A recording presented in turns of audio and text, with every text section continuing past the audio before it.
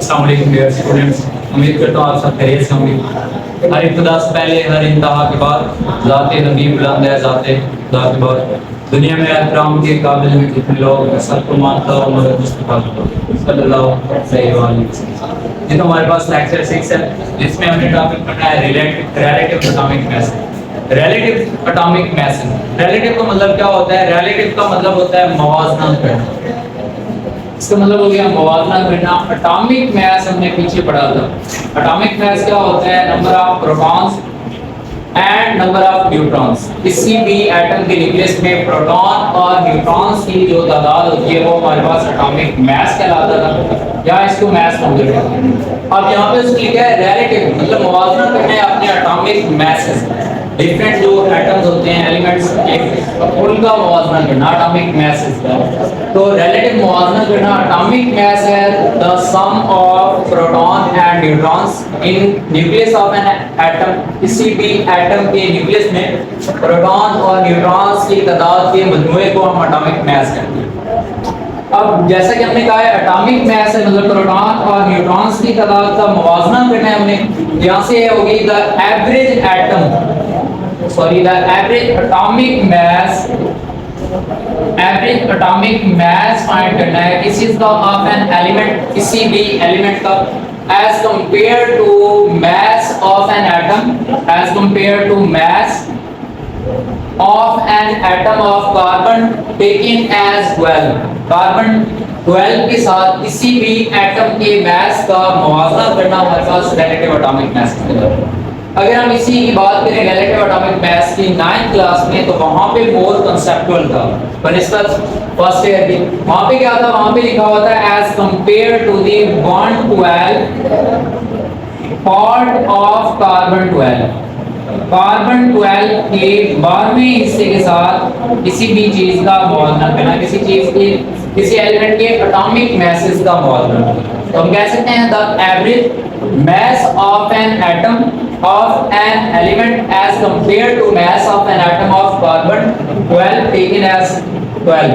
मतलब कार्बन 12 पे इस एटॉमिक मास को किसी भी दूसरे एलिमेंट के एटॉमिक मास के साथ मुआवजा करना, ये हमारे पास कहलाता है रिलेटिव एटॉमिक मास। या सिंपल जो 9th क्लास में लिखा था वो भी आप कह सकते हैं। वहां पे क्या कहेंगे? As compare to 112 part of carbon 12। Carbon 12 के 12वें हिस्से के साथ किसी भी एटम के एटॉमिक मास का मुआवजा करना हमारे पास रिलेटिव एटॉमिक मास है। अब इसकी एग्जांपल देखें तो एग्जांपल है हमारे पास जितने भी एटॉमिक मासेस होते हैं उनको आप रिप्रेजेंट कर दें AMU, तो ये हमारे पास रिलेटिव एटॉमिक मासेस है। जैसे कि हमारे पास relative atomic mass of sodium is 23 AMU।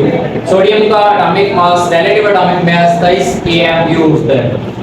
इसके साथ अगर हम बात करें एटॉमिक मास ऑफ ऑक्सीजन, तो वो होता है 16 AMU, 16 AMU।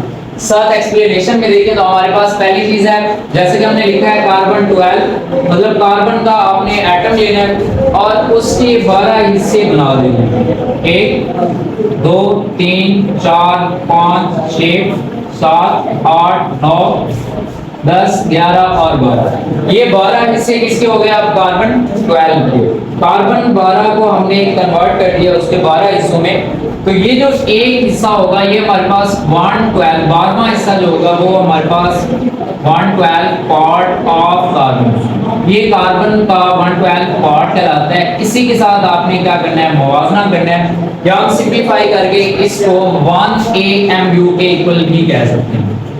ये इक्वल होता है 1 AMU। AMU क्या होता है? हमारे पास एटॉमिक मास यूनिट, मतलब जो आपके पास एटम है उसकी मास को अगर आप एक यूनिट में रिप्रेजेंट करेंगे तो वो यूनिट हमारे पास एटॉमिक मास यूनिट ही होगा। अब यहाँ से ऑक्सीजन को देखिए, हमारे पास ऑक्सीजन क्या होता है? ऑक्सीजन 16, तो यहाँ पे इसके कितने हिस्से हो जाएंगे? 16 हिस्से। तो इसका एटॉमिक मास जो होगा वो हमारे पास 16 AMU कहलाएगा। और ये था हमारे पास ऑक्सीजन एटम। ऑक्सीजन एटम को आपने क्या करना है? मुआवजा करना है कार्बन 12 के 112 पार्ट के साथ। तो ये चीज जो हमें हासिल होती है इसी को हम नाम देते हैं रिलेटिव एटॉमिक मास का। रिलेटिव एटॉमिक मास क्या होती है? द एवरेज मास या atomic mass of an element, किसी भी एलिमेंट का जो एवरेज एटॉमिक मास होता है as compare to mass of an atom of carbon taken as 12। Carbon 12 के एटम के साथ मुआवजा करना हमारे पास रिलेटिव एटॉमिक मास, या जैसे कि 9th क्लास में कहा था as compare to 1/12 part of carbon 12, carbon 12 के 12वें हिस्से के साथ किसी भी चीज का, किसी भी एलिमेंट के एटॉमिक मास का मुआवजा। एग्जांपल भी हमने देखी है। सोडियम की अगर बात करें relative atomic mass 23 MU 23 MU होता है। ऑक्सीजन की बात करें तो ये 16 एमयू।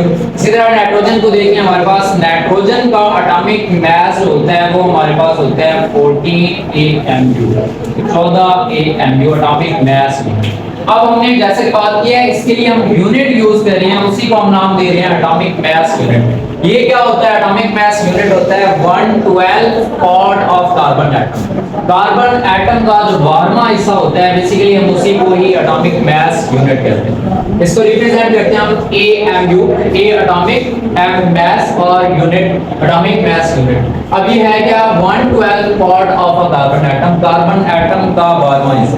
किसी भी कार्बन एटम का जो 12वां हिस्सा होता है वो हमारे पास एटॉमिक मास यूनिट। अब इसको डिटरमाइन कैसे किया जा सकता है? डिटरमिनेशन के लिए हम यूज करते हैं मास स्पेक्ट्रोमीटर।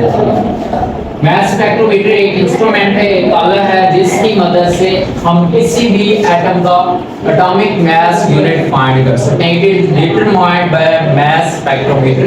ये मास स्पेक्ट्रोमीटर में मीटर की मदद से डिटरमाइन किया जा सकता है।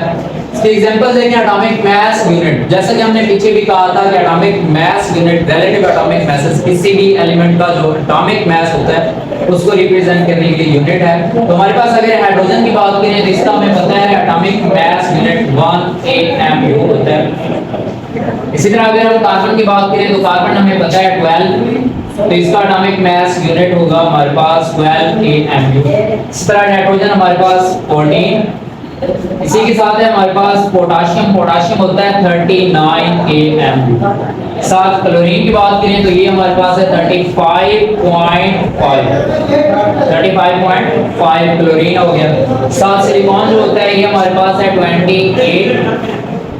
इसी के साथ है ऑक्सीजन, ऑक्सीजन अभी भी देख रहे हैं हमने 16 AMU, 16 AMU relative atomic mass है। इसके साथ सोडियम, सोडियम में हम अभी चेक कर चुके हैं 23।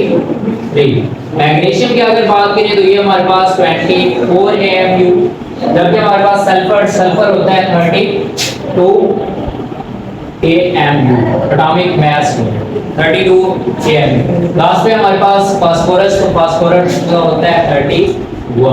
ये हम स्क्यूज वगैरह में भी पूछ सकते हैं। इसके एग्जांपल्स हमारे पास hydrogen, carbon, nitrogen, potassium, chlorine, silicon, oxygen, sodium, magnesium, sulphur and phosphorus. या यहाँ से काफी सारे न्यूमेरिकल्स को सॉल्व करने के लिए हम यही वाली वैल्यूज यूज करते हैं, तो आपने इन वैल्यूज को याद कर लेना है। न्यूमेरिकल सॉल्व करने के लिए हमें यही वाली वैल्यूज चाहिए होंगी, तो ये सारी की सारी वैल्यूज न्यूमेरिकल्स के हवाले से आपने याद रखनी। तो ये था एक छोटा सा टॉपिक रिलेटिव एटॉमिक मास। हमने कहा है कि average mass of an atom of an element, किसी भी एलिमेंट के मास का, एटम के मास का जो एवरेज होता है as compare to carbon, carbon के एटम के मास के साथ टेकन एज 12, जिसे हम 12 के तौर पर, मतलब कार्बन 12 के एटम के साथ किसी दूसरे एलिमेंट के एटम के मास का मुआवजा करना रिलेटिव एटॉमिक मास। इसके लिए यूनिट यूज करते हैं हम atomic mass unit. Atomic mass unit क्या होता है? 1/12 पार्ट ऑफ कार्बन एटम। जैसे कि हमने 9th क्लास में बात की, वही 1/12 पार्ट जो है हमारे पास एटॉमिक मास यूनिट है, तो ये ज्यादा कांसेप्चुअल डेफिनेशन होगी बनिस्बत उस पहले वाली डेफिनेशन के। तो 1/12 पार्ट ऑफ कार्बन एटम जो होता है उसको हम एटॉमिक मास यूनिट कहते हैं। इसको रिप्रेजेंट कैसे करते हैं? It is represented by AMU, atomic mass unit से रिप्रेजेंट किया जाता है। डिटरमिनेशन के लिए क्या होता है? It is determined by mass spectrometer. Mass spectrometer एक आला है। मास स्पेक्ट्रोमीटर हमें आगे भी जाके पढ़ना है। ये एक ऐसा आला है जो डिफरेंट एटम्स के एटॉमिक मासेस को फाइंड करने के लिए यूज होता है। इसके साथ एग्जांपल्स हैं, ये सारी एग्जांपल्स आपने इन वैल्यूज को याद करके रखने हैं, क्योंकि ये न्यूमेरिकल्स वगैरह में या एमसीक्यूज में भी पूछी जा सकती है। ऐसे अगर शॉर्ट क्वेश्चन में आ जाता है तो आपने सिर्फ डेफिनेशन लिखनी है एटॉमिक मास यूनिट और एक दो एग्जांपल्स याद करनी है।